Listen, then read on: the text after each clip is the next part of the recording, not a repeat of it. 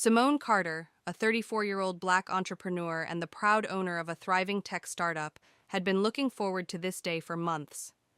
It was her fifth wedding anniversary, and she wanted to surprise her husband, Marcus, with a gift that reflected their shared journey, a luxury watch he had once admired.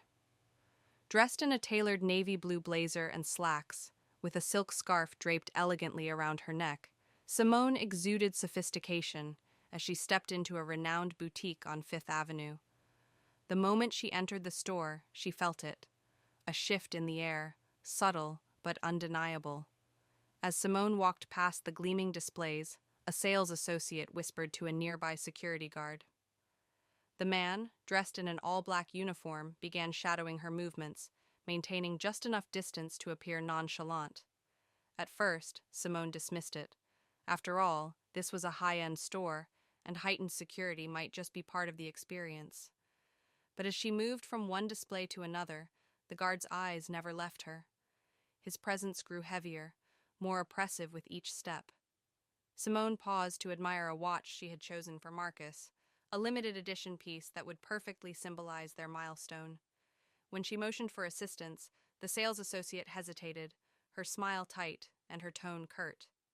Instead of retrieving the watch for Simone to examine, the associate glanced nervously at the security guard, who had inched closer. "We'll need to verify your ID and payment method before I can let you handle this piece," the associate said abruptly. The words hung in the air, cold and heavy.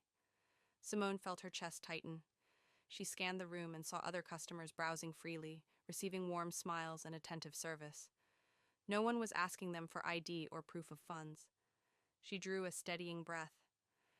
"Is that store policy for everyone, or just for me?" she asked, her voice steady but tinged with incredulity. The associate avoided her gaze, mumbling something about store security measures.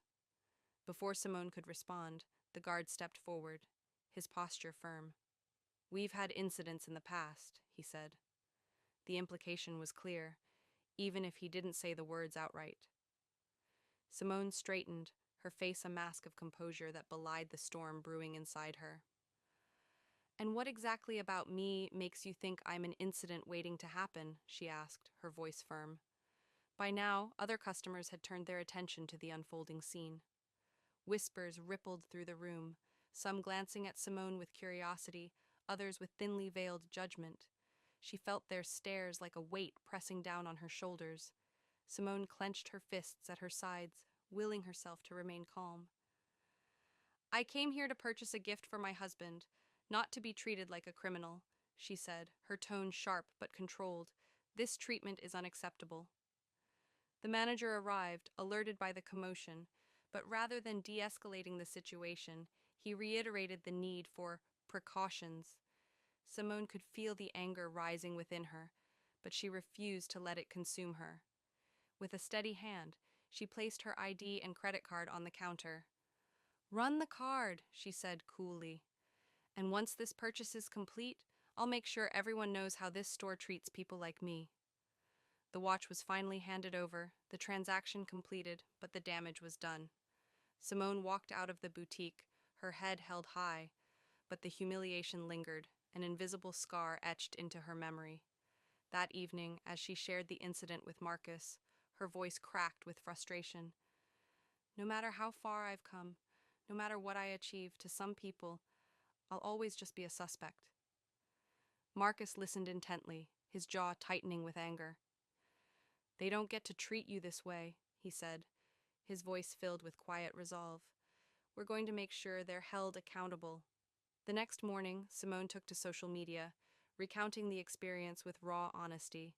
Her post quickly went viral, sparking outrage and a flood of similar stories from others who had faced racial profiling in high-end spaces. Prominent activists and public figures rallied behind her, amplifying her voice. The boutique, facing mounting backlash, issued a public apology, but for Simone, it was a hollow gesture. "An apology doesn't erase the humiliation," she said during a televised interview. "It doesn't undo the message they sent me, that my success, my dignity, doesn't matter to them." Determined to turn her pain into purpose, Simone founded an advocacy platform called Seen and Respected. Through this initiative, she encouraged others to share their stories and pushed for systemic changes in retail practices. Her efforts gained national attention, forcing many luxury brands to confront their biases and implement mandatory anti-discrimination training. What had begun as a humiliating experience became a catalyst for change. Simone's resilience and determination turned her personal struggle into a beacon of hope for countless others. While the scars of that day remained, so did her resolve to ensure that no one else would have to endure what she did.